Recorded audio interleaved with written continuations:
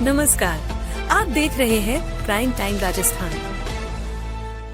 13 साल में गया जसवंतगढ़ पंचायत में पयागटू आवे कामरे बाते या तो प्रधान कोटो आवे या जिला प्रमुख कोटो आवे या विधायक कोटो आवे या सांसद कोटो आवे।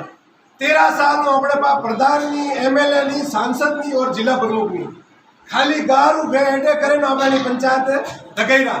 भारत आजाद हुई 1947 लगे आज तक અને ઉદયપુર જિલ્લામાં સાહેબ પહેલી પંચાયત है जटा कभी बीजेपी सरपंच नहीं मिलो मैंने पकड़ो पर मुँह आगे ना पकड़ो आगे अपनी पार्टी में प्रधान जीते नहीं, एमएलए नहीं, सांसद नहीं, जिला प्रमुख नहीं। अब आ रही कहा भाई 10 लाख रू कौन पास कराओ 10 लाख रुपया कौन के जसवंतगढ़ ग्राम पंचायत के अंदर। और यहाँ आज जो है यहाँ की जो नेतृत्व करता है नारायण जी पालीवाल, उनके नेतृत्व में आज एक विशाल जनसमूह की यहाँ पे एक बैठक रखी गई। और ये बैठक के पीछे क्या इनका एजेंडा था, इनसे विस्तार से चर्चा करेंगे। नारायण जी नमस्कार। नमस्कार। आज जो आपने मीटिंग मैं भी देख रहा हूँ, जैसे एक पूरे उपखंड की या किसी पार्टी विशेष की पूरे विधानसभा की मीटिंग होती है, इतने सारे लोग आपने इकट्ठे करके एक बैठक आपने आयोजित करी। इसके पीछे क्या है, आज आपका मकसद क्या है इस मीटिंग का? नहीं, मकसद हमारा कोई विशेष नहीं है। हमारे पंचायत में तो हर समय में इस तरह की मीटिंग का आयोजन होता है। अभी जो वर्तमान में हमारे लोगों की मूलभूत जो समस्या है कि कुछ लोगों के जो है राशन बंद हो रहा है, किसी की पेंशन बंद हो रही है, कुछ लोगों के आवास के किस्त नहीं आ रही है, तो लोगों ने समय समय पर उसकी शिकायत करी। तो आज हमने इनका पूरा एक जन सम्मेलन करके और उनकी समस्या को जाना है और इसके बारे में हम प्रशासन को अवगत कराएंगे कि जो लोगों की जो समस्या है और जो पात्र व्यक्ति है, यदि उनका राशन बंद होता है, पेंशन बंद होती है, आवास की किस्त नहीं आती है, जैसे गरीब परिवार को काफ़ी तकलीफ होती है, तो प्रशासन को अवगत कराएंगे। और आने वाले समय में इसका समाधान नहीं हुआ तो हम सैकड़ों की तादाद में उपखंड कार्यालय का घेराव करेंगे और इस समस्या का समाधान करेंगे।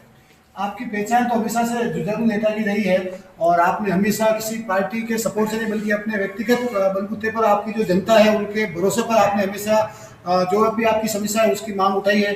तो अब आगे हम क्या समझे, जल्द आप जो है जो उपखंड लेवल या जिला स्तर पर कुछ करेंगे और अपने लोगों की जो भी समस्या है उसका समाधान करेंगे। मैं यहाँ पर कोई भी कार्य मेरी इच्छा से नहीं करता हूँ। मेरी जो टीम है, मेरे जो जनप्रतिनिधि है, मेरे जो सभी वरिष्ठ यहाँ के कार्यकर्ता युवा साथी है, इन सभी के आपसी मतलब सहयोग और समर्थन से हम कोई कार्य करते हैं। अब आने वाले समय में हमारी पूरी टीम और हम सब मिल करके ये रणनीति बनाएंगे कि समय रहते प्रशासन ने हमारी समस्या का समाधान किया तो हम आगे ऐसा कोई कदम नहीं उठाएंगे। और यदि प्रशासन ने हमारे लोगों की समस्या का निवारण नहीं किया और हमारे लोगों की समस्या अगर बरकरार रही तो हम इससे भी 4 गुनी तादाद में भीड़ को ले जा करके और उपखंड कार्यालय के वहाँ पर धरना प्रदर्शन करेंगे और उग्र आंदोलन करेंगे।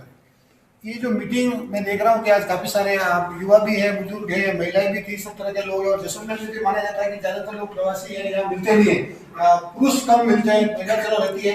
फिर भी आपने इतने सारे जनता जो आपने इकट्ठी करी है, तो ये इसकी तैयारी कितने दिन से चल रही है? देखो, मैं तैयारी की बात करूँ, जसवंतगढ़ में लोगों को इकट्ठा करने के लिए कोई तैयारी नहीं करनी पड़ती है। जसवंतगढ़ गोगुंदा क्षेत्र में एक ऐसी पंचायत है जहाँ 1947 से लगाकर और 2024 तक कभी भी भाजपा का यहाँ सरपंच नहीं बना, केवल कांग्रेस पार्टी का यहाँ पर सरपंच बना है। और यहाँ की जनता की जो एकता है, यहाँ की जो भावना है, सब लोग आपस में एक है। आने वाले पिछले जो भी चुनाव थे उसमें कहीं भी देश में मोदी लहर या कुछ भी विषम परिस्थिति थी, उसके बाद में भी हमारी जनता ने हमारा साथ दिया और हमारा यहाँ हमेशा हमारा कैंडिडेट जीता है। और आने वाले समय में भी मैं आपको विश्वास दिलाता हूँ कि आने वाले 25 वर्षों में भी हमारी एकता और अखंडता बनी रहेगी। और इसी वजह से हम यहाँ पर जैसे ही हमने कल या परसों 2 दिन में लोगों को सूचना करी कि हम एक मीटिंग का आयोजन करेंगे, तो मुझे विश्वास नहीं था कि इतने लोग आएंगे, क्योंकि अभी बच्चों की परीक्षा चल रही है और बहुत सारे हमारे परिवार ऐसे हैं जो बाहर है, जो अभी छुट्टियों में आएंगे। लेकिन आज इतनी ज़्यादा भीड़ को देख के मुझे भी लगा कि जनता का विश्वास जो है हमारे प्रति बढ़ रहा है। जो पिछला आपने चुनाव का परिणाम देखा होगा, जो सरपंच के चुनाव हुए, यहाँ पर बहुत ही विषम परिस्थितियाँ थी, बहुत माहौल हुआ, हर तरह से लड़ाई झगड़े और विपक्ष ने हर तरह के हथकंडे अपनाए। तो हमें लगा था कि लोग कह रहे थे कि चुनाव में कांटे की टक्कर है, लेकिन हमारी जनता ने जो वोट के माध्यम से जवाब दिया तो हमारा सरपंच 1000 वोट से जीता। और सबसे बड़ा दुर्भाग्य विपक्ष का ये कि उनका एक वार्ड पंच यहाँ से नहीं जीता। ये हमारी जनता की ताकत है, मेरी टीम की ताकत है और इसी के बलबूते पर हमने जो ये आज मीटिंग की वो कामयाब हुई। नारायण जी, आप लगभग 30 से 35 वर्षों से कांग्रेस पार्टी में हैं, आप राजनीति कर रहे हैं और डंडे की चोट पे आप हमेशा जीते हैं, विपक्ष को आपने यहाँ कभी जीतने नहीं दिया। सब कुछ है, टीम आपकी मजबूत है, लेकिन ऐसी क्या परिस्थितियां बनती है कि आपको आपके राज्य में भी आपको संघर्ष करना पड़ता है और आपको विपक्ष में संघर्ष करना पड़ता है, इसके पीछे क्या वजह है? ये हमारा मैं मानूं कि सबसे बड़ा दुर्भाग्य मानता हूँ कि राजनीति में एक चीज वो होनी चाहिए कि जहाँ पर जो पंचायत हो, जो कार्यकर्ता हो, जो नेतृत्व करता हो, अगर वो मेहनत करता हो और पार्टी और टीम को मजबूत करके और पार्टी को जीत दिलाता है तो उनका सम्मान होना चाहिए और उनके प्रति एक उदाहरण पूरे क्षेत्र में देना चाहिए कि जिस तरह से यहाँ जसवंतगढ़ की टीम, यहाँ के कार्यकर्ता, यहाँ के वरिष्ठ, यहाँ के युवा, यहाँ के सभी हमारे जो सम्मानीय जो नागरिक हैं वो एक होकर के और पार्टी को मजबूत करते हैं, इसका उदाहरण देकर के और सब जगह पर लोगों को, कार्यकर्ताओं को मजबूत करना चाहिए। जबकि ऐसा नहीं होने पर हमारे जसवंतगढ़ की जनता का भी अभी दिल थोड़ा टूट गया है कि कुछ ऐसी बातें सुनने को मिलती है, तो उनको ऐसा लगता है कि अपन इतनी मेहनत करते हैं, पार्टी को हम अच्छा यहाँ से रिजल्ट देते हैं, उसके बाद अगर किसी भी तरह से हमारी जनता को अगर बदनामी अगर सहन करनी पड़ती है तो कहीं न कहीं इनका मन थोड़ा विचलित होता है और फिर आने वाले समय में लोगों को मतलब जो विश्वास है वो थोड़ा कम होता है। तो ये नारायण जी थे, इन्होंने आज की जो मीटिंग है उसके बारे में भी इन्होंने विस्तार से बताया और इन्होंने पूरी जानकारी इस मीटिंग के बारे में दी। और आगे हम इनसे पूछना चाहेंगे कि अब आगे जो पंचायती राज चुनाव आ रहे हैं उन्हें लेकर की क्या तैयारी है और अब ये क्या इन्होंने रणनीति बना रखी है। आने वाले पंचायती चुनाव का उदाहरण तो आपने आज की मीटिंग से देखा होगा कि इसी हॉल में पूर्व में जब हमारे कांग्रेस के प्रत्याशी डॉक्टर मांगीलाल जी गराशा को टिकट देने का जो मामला था, उस समय हमारे पूरे विधानसभा के कार्यकर्ताओं की हमने मीटिंग का आयोजन किया था।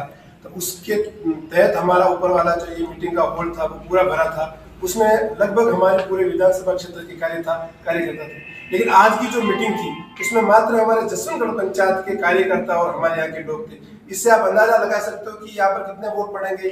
जितने वोट थे वो तो सभी यहाँ पर उपस्थित थे, तो परिणाम तो सामने है। और रही बात पंचायती राज चुनाव की, तो मैं आपको विश्वास दिलाता हूँ, मैं नहीं बल्कि जो मेरी टीम और मेरे यहाँ के लोग हैं उनके विश्वास पर मैं आपको विश्वास दिलाता हूँ, आने वाले 25 साल तक भी इसी टीम और इसी बोर्ड का गठन रहेगा और इनका बोलबाला है जो हमेशा कायम रहेगा।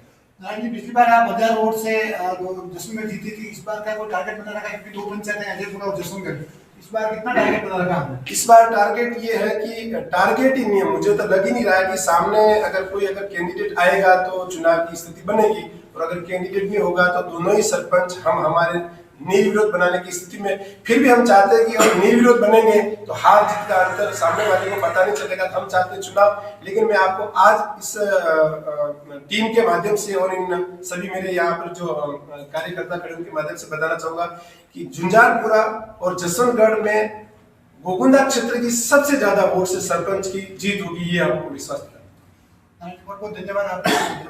बहुत बहुत